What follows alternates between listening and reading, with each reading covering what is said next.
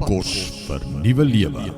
Matteus 5 vers 40 sê, die koning van die troon antwoord, wil julle regtig weet wanneer julle hierdie dinge vir my gedoen het? Luister dan goed, elke glas water of stukkie brood wat julle aan 'n broer van my gegee het, het julle uiteindelik aan my gegee. Wie my vriende help, al is hulle hoe onbelangrik, help my. Hierdie is een Bybelvers wat my en jou 100% versekering gee van sukses vir nou en vir ewigheid. Vind uit wat God van jou verwag en doen dit. Jesus, wat slegs gedoen het wat die Vader gesê het hy moet doen, is ons voorbeeld. Jesus maak dit baie duidelik in hierdie vers dat ek en jy ons broers en susters na moet omsien, dat ons 'n verantwoordelikheid het teenoor ander. Die skrifgedeelte vooraf is baie duidelik dat die koning sal kom om die skape van die bokke te skei. Die skape natuurlik die wat verantwoordelikheid gevat het en die wat honger was gevoed het, die wat dors was iets gegee het om te drink, die wat die siekes besoek het en die wat in die tronk was. Want jy sien, as ons geweier het om dit vir ander te doen, dan het ons geweier om dit vir hom te doen. Jesus plaas hoë prioriteit op die omgee vir ander. Hoe gaan ek en jy van vandag af uitreik na die minstes in ons samelewing?